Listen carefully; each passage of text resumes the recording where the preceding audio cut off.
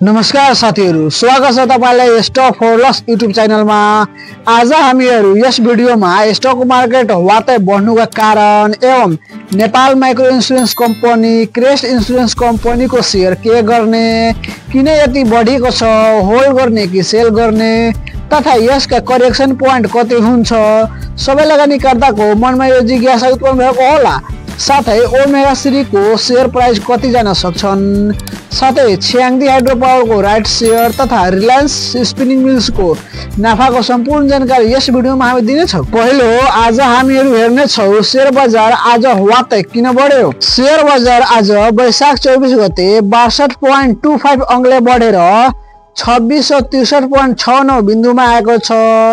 10 अरब 21 करोड रुपैयाँ भन्दा बढीको शेयर कारोबार भएको छ। 227 वटा कम्पनीको शेयर भाव बढेका छन् भने 18 वटा घटेको छ। यस दिन 13 वटा उपसमूह बढेका छन् भने 5 वटा कम्पनी सकारात्मक सर्किट लेभलमा कारोबार भएका छन्। आयो सबभन्दा धेरै फाइनान्स सेक्टरको शेयर भाव बढेका छन्। मार्केट बढ्नुको साथै भ्यालुम पनि बढेको छ भने यसले राम्रो संकेत मान्न सकिन्छ। बजार बढ्नुको मुख्य कारणहरू, पहिलो कारण शेयर बजार लगातार घटेर धेरै तल सपोर्ट बिन्दुमा आएको कारण शेयरहरू धेरै सस्तो भएकोले शेयर किन्ने लगानीकर्ताहरूको धेरै चाप बढेकोले। दोस्रो कारण कम्पनीहरूले राइट शेयर बोनस डिभिडेन्डहरू दिन खोजेकोले लगानीकर्ताले राम्रो लाभ पाउन सोची मार्केटमा बाई प्रेसर बढी भएको कारणले। तेस्रो कारण नेपाल सरकारले जारी गरेको कार्यनीतिमा शेयर बजारको नयाँ प्राविधिक सुविधा लगानीकर्तालाई सहज हुने गरी कार्यनीति निर्माण गरेकाले। चौथो कारण अब केही महिनामा नेपालको बजेट पारित हुनेछन्, जसमा लगानीकर्ताले यसपालि लगानीकर्ताको हित हुने गरी बजेट पारित हुने। दोस्रोमा हामी हेर्नेछौँ कि एनएमआईसी र क्रेस्टको शेयर बढ्नुका कारण, होल्ड कि सेल गर्ने र करेक्सन पोइन्टको बारेमा। एनएमआईसी र क्रेस्ट कम्पनीको शेयर भाव बढ्नुको पहिलो कारण भर्खर प्रकाशनमा आएको वित्तीय रिपोर्टमा सुधार आएको।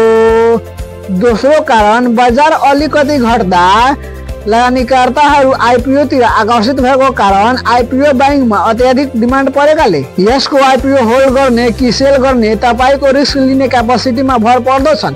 यस कम्पनीहरूको शेयर किता कम भएको कारणले शेयर भाव माथि जाने सम्भावना उच्च छ र आइपिओमा अत्याधिक चाप हुँदा जसले गर्दा होल्ड गर्दा नै केही दिनको लागि उचित देखिन्छ। करेक्सनको लागि भन्नु पर्दा शेयर घट्नु र बढ्नु डिमान्ड र सप्लाईमा आधारित हुन्छ। सो जबसम्म यसको शेयर प्राइस घटिरहेको छैन तबसम्म होल्ड गर्नु, किनकि यस कम्पनीमा सबैको 15 देखि 2000 सम्म टार्गेट होला। तर अहिले आइपिओ मा चाप परेकोले शेयर भाव कतिसम्म जान सक्छन् त्यो कसैले भन्न सक्दैन। सो माथि गएर एउटा दुईटा वा नकारात्मक सर्किट लागेपछि मात्र सेल गर्दा उचित देखिन्छ। ओमेगा 3 फार्मास्युटिकल कम्पनीको शेयर भाव भर्खर बढ्ने तर्खरमा छन् र यसको शेयर पनि बजारमा कम भएको कारणले यसको प्राइस पनि 10,000 देखि 20,000 सम्म जाने सम्भावना उच्च नै रहेको छन्। अब कुरा गरौँ दुईवटा बोनस टिप्सको। पहिलो, छ्याङदी हाइड्रो पावर कम्पनीले 100% राइट शेयर ल्याउने गरी बुक क्लोज गर्दैछ। 100% राइट शेयर भनेको कसैसँग 1000 किता यस कम्पनीको शेयर छन् भने 1000 किता आइपिओ को दरमा शेयर दिने हो। राइट शेयर निकाले कम्पनीको शेयर प्राइस बढेर माथि जान्छ।